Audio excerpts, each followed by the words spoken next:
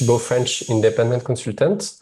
I work on transport.data.gouv.fr, which is what we call a national access point to transportation open data for France. And I'm going to present you what is in the app and how we leverage Elixir abilities to make the development and maintenance easier. So this is really a casual presentation, not an official one. And I want to focus on sharing what I've learned working on that app at the moment. By the way, here is where I'm streaming from. So if you come around, feel free to come around and have a coffee, and we'll have a home-baked pizza and discuss Elixir. Nonetheless, this project started with laws, and please bear with me with the next slide, as it is a bit violent for a technical conference. The EU, Europe, has a multimodal travel information services regulation for mentioning that each member state should have a national access point with open data for transportation data in order to encourage innovation. And there is as well a French law which transcribed that in the French for the French territory.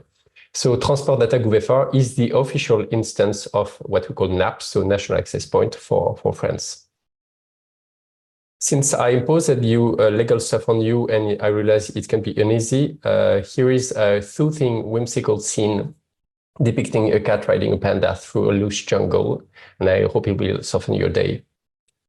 So now, how it looks like. The National Access Point is both a site, an Elixir site, and a small support team with multiple disciplines, legal, technical, and what we call commercial, that is more relationships and exchange with the various data producers and data users. It looks like a search engine, freely accessible, and you can search with keywords and geographical areas and such. So the data is typically published as dataset, as you see on the screen. One dataset is typically representing one city or larger instance. It contains resources, typically one for static data, so theoretical timetables, and one for dynamic data, so that we can adjust for the real life. Everything is freely accessible and for the most part not requiring any authentication, which means that you can play with the data freely at home. Each dataset ultimately leads to resources which can be downloaded or previewed. Obviously, this is nice for discovery, but there's a lot of data. And at some point, if you build a data pipeline on top of all this, you don't want to download files manually.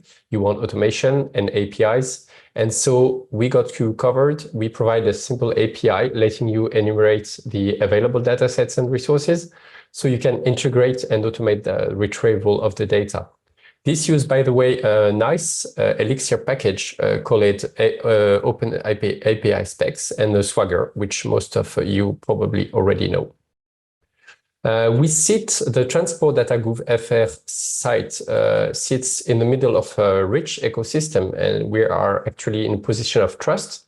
On the right, you see data producers, which are PTO, so public transportation operators, and PTA authorities, so basically the cities or groups of cities. And on the left, you have the reusers of that data. So this is a healthy ecosystem which we work on to ensure it thrives. What is a reuser? Typically, one example of use of the data aggregated on the national access point is Google Maps. For cities which provide the right formats, you can actually you leverage that data when you use Google Maps in most cities. So Google is obviously a very large reuser, but you also have a much smaller reuser. Let me click on that little animation here. Hopefully it will work. Yeah. So this is an example of an iOS app or a website able to show where the buses for public transportation are at the moment. And that's just independent developers working on that and using the open data to animate all this on the Réunion Island in that case. So we have many types of data, yet we try to harmonize that as much as possible, both by law and by practical reason, to make producers and reusers life easier and to make it easy to be able to implement data pipelines that are maintainable and work, and to encourage innovation as well. And now, by law as well, the whole application is completely open source. So you have the repo here. And so I invite you to check out the code on GitHub. There is no need to open extra issues because we have already enough work on our plate. No, just kidding. If you find something problematic, let us know. I will refer to the code in the coming slides. So know that you can peek at how things work at your pace and at home later, which is pretty cool to do. A bit of architecture. At the moment, this is a moving target and it has changed in the past. At the moment, it's very simple, simpler than in the past even. We use platform as a service for practical reasons and Docker, not because I love it, but because it has a couple of drawbacks in our cases, but it also provides us with a nice isolation layer that we can use to reduce the vendor locking on the hosting providers. And this means that we can move if we need to.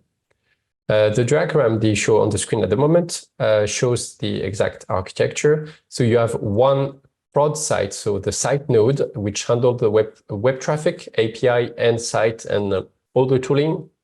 So that's what you will see if you come through the site. And there is a secondary node, which is exactly the same code in Elixir, but they do not constitute an Elixir cluster at the moment. They just speak through OBAN jobs and Postgres.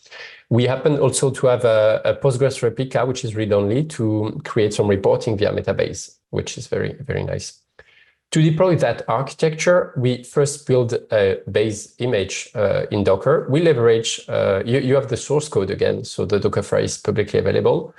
You can, we leverage, the XPM base image, which are very, very convenient and have proven their worth. We can pin the exact Elixir and Erlang version and even the OS, which is very practical. Then we install all that we need, and we rebuild those images on a regular basis. From there, our hosting provider expects a Docker file, so we piggyback on the image I just described before, and we just happen to compile the dependency and run using a regular Phoenix command to start the application. Again, this is very simple and has drawbacks, but at the same time provide a low cost of operations. And what about, do we use Docker locally? Hell no, we don't, except for very rare cases. We use ASDF, which provides a much more lightweight experience, and we pin the exact same versions as in the Docker container, which allows us to have a good level of testing. Our CI actually asserts that those versions are the same that are in production, so we are safe there. And now, what do we do with this nice stack? We have features both for our data producers and reusers, because that's the job we are targeting here, and as well for any curious people. So I'm going to make a rundown of the features so you can have an idea of why we like Phoenix for that and why we like Elixir as well. So here you see the producer space, which is a authenticated space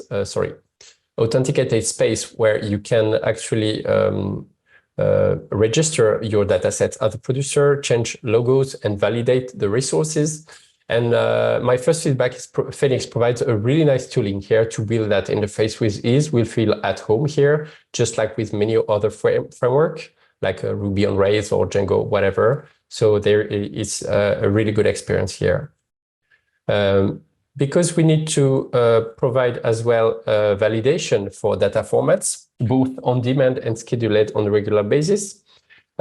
We have built a LiveView interface to let user enter their own files, and we run validation, and we provide, as you see on the screen, validation reports. It is very useful because since we are in position of trust with the Gouv.fr extensions, people can share those reports online with a permalink, and it's really helpful when trouble arises between a producer and a reuser to have a same base of discussion. So again, LiveView is used here and is very cool to use. Another example of LiveView use, we have producer notifications, email notifications. And here you see that LiveView enabled us to provide a much more ergonomic version of that, and we look forward to actually adding more similar UX. If we go a bit more under the hood, we have more lower level features for data producer, yet they are very important. This is a built-in reverse proxy which protects the data producer servers from excessive load. Let me show you a picture of this.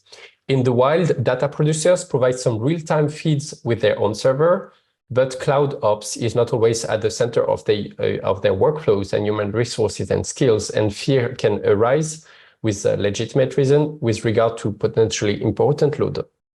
And we don't want these legitimate fears to slow down the opening of transportation data, of course. So in that context, we built a caching reverse proxy with Elixir and Phoenix, which chills the data producer servers, and we handle the load for them. And Elixir really shined for that. For instance, say we take XYZ requests in a number of seconds, so sometimes a large number of requests. We can ensure that the producer will only receive one request from us, and we cache the result to return it to other clients. And because we use the Elixir, this is quite trivial to do.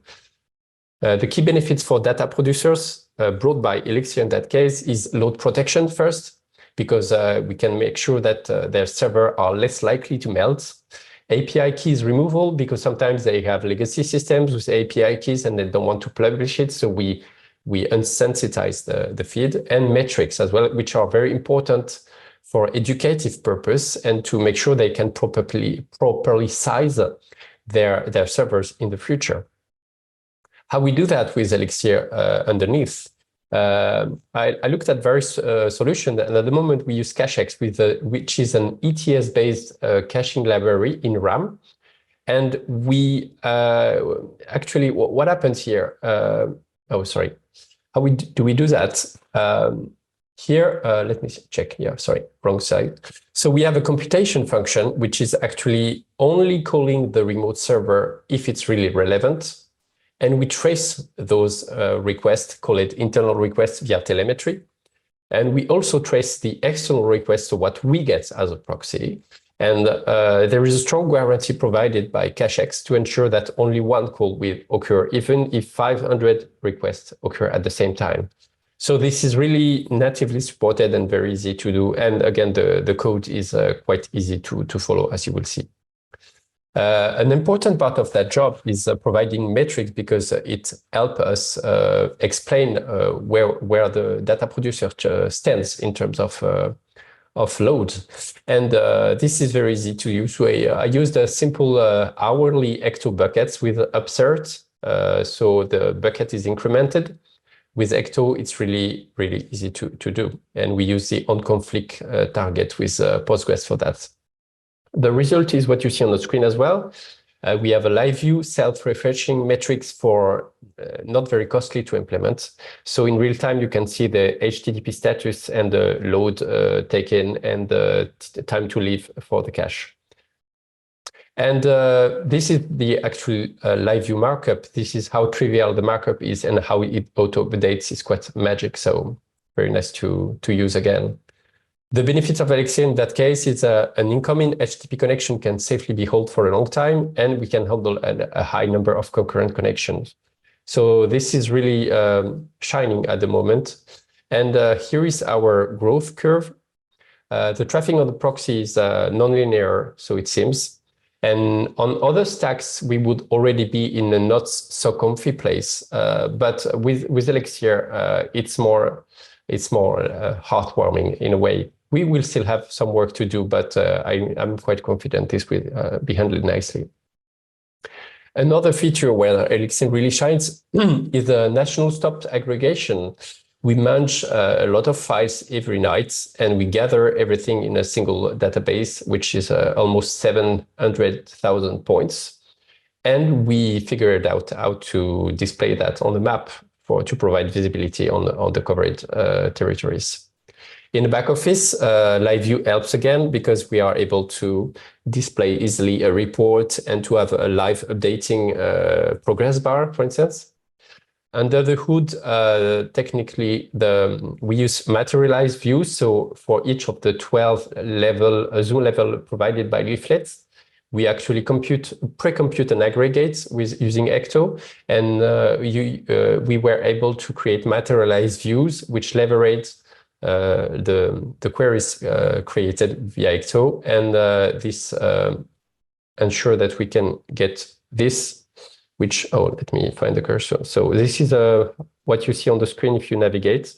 So you can zoom in, and it scales really well thanks to the aggregation, and you can reach to the point where you see individual points. So you have 700 points which you can navigate easily. We also have quality indicators. We were happy to leverage Vega Lite, which is the charting library provided by Kino and LiveBook. So again, we feel at home because we have a lot of tooling which we can use. Another example is we can mass download and mass analyze a lot of HTTP resources here for electrical vehicle charging points. And if you click here, you will see that we can have it's a bit accelerated, but you see the ID. It's easy to have progress bars and to filters on a large number of things, ultimately. We use task casting stream in those places, which really a godsend. So it's trivially easy to parallelize those tasks and to iterate and handle concurrency and handle errors there. Really nice. We have more exotic stuff like XML queries generation for SOAP, because some transportation protocols use SOAP. And this is an educational tool which uses Elixir to generate the XML on the server side. And you can actually even execute the query and see the response in a colored fashion on screen. We use Saxi for flexible XML generation. So this means that we don't use a crappy templates, but instead a programming language to generate the well-tested XML payloads. Another even more Elixir-ish feature is the live vehicle maps.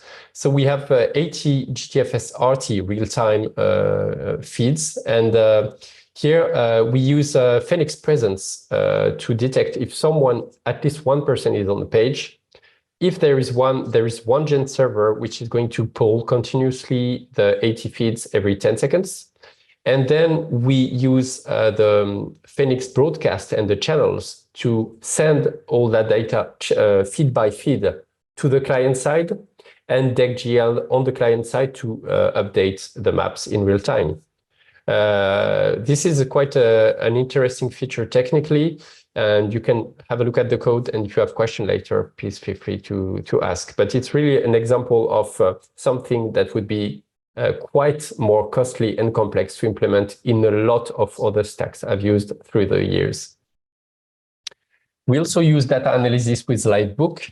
It's useful because we can tap into app components like the database models, the Ecto models, and do something with them and create charts to do whatever we need. So in conclusion for that part, Elixir, Phoenix, LiveView, the BEAM, and etc. enable us really to deliver rich features quickly and safely with, I must say, reduced ops, which is a very nice thing to have. So a smaller size of team allows us to implement a lot of things. But what about technical depth and total cost of ownership? Hint, it's quite good. And maintenance cost is an important part of software, as we all know. So how did we get up to speed first? The initial part of the project was very startup mode, which is expected and a good thing. And later the project moved to a more maintenance phase, which doesn't mean that we don't add feature, because as we've seen, we add a lot of features. But we need to make sure that we are up to date in terms of libraries, stacks, and security issues and everything.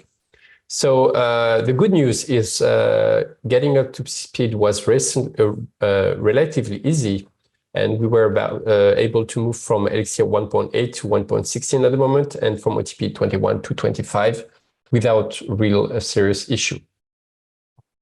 Maintenance, again, we use, I must say the library maintenance story is quite good in Elixir and Phoenix. You have to be careful with certain libraries which are getting unmaintained over time, but it's easy to pick them and to decide to choose something or to try to get the maintenance to make releases.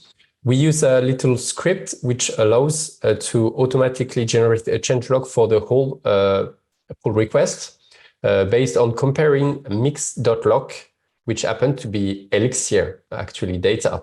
And we compare that with the master to automatically generate that. And it really helps us delivering technical updates more easily and with less errors as well. The testing story as well has been a long road for legacy reasons. Initially, there was a lot of XVCR stubs and memorizations of API calls, and then WizMock, which modifies the global states.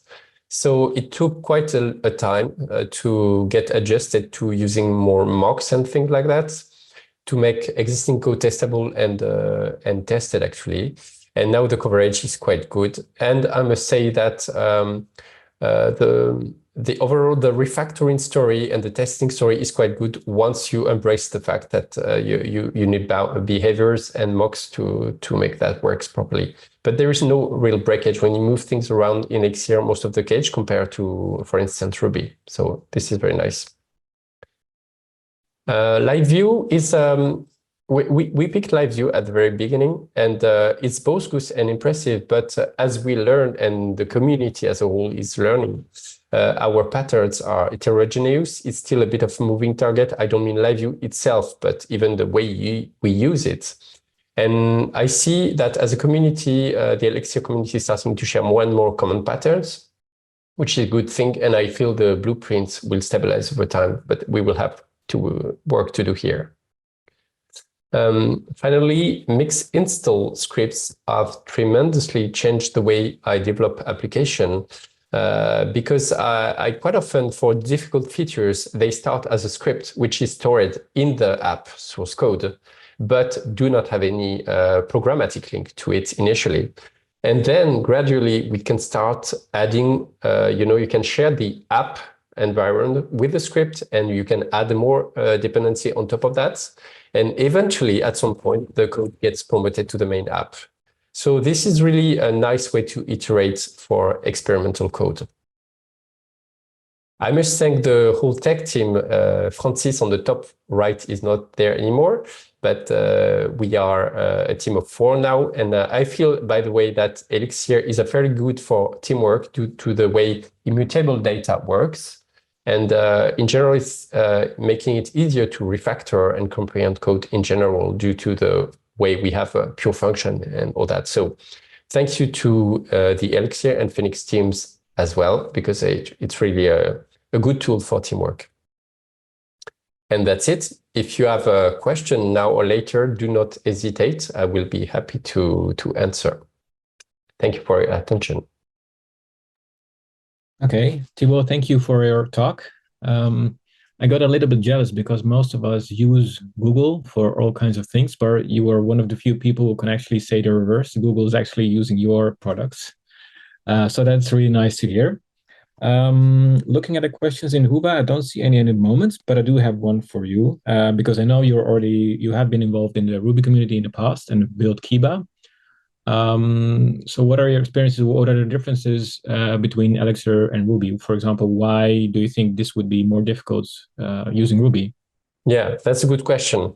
Actually, I answered to that question on Reddit the other day, and I must wrap a blog post about that, which contains a lot of elements. But the key point is that for a lot of features that we have here in what I showed, a lot of them could be done with Rails, to some extent and with some compromise.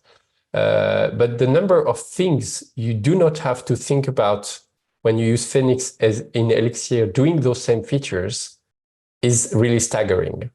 We didn't have to optimize the proxy at all.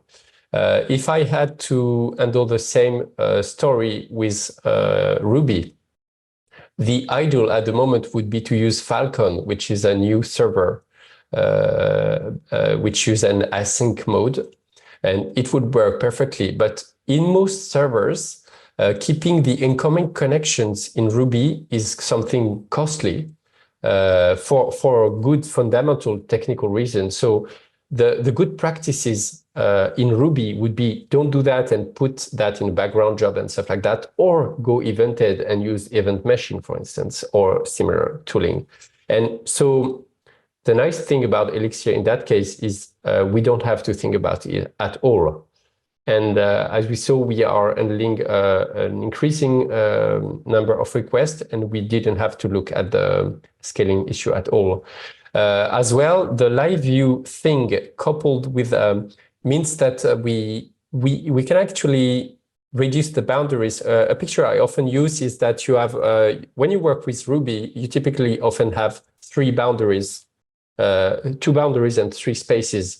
The client side with typically React or something, the middle of your app, and then the background jobs. And you have to communicate in between all those layers.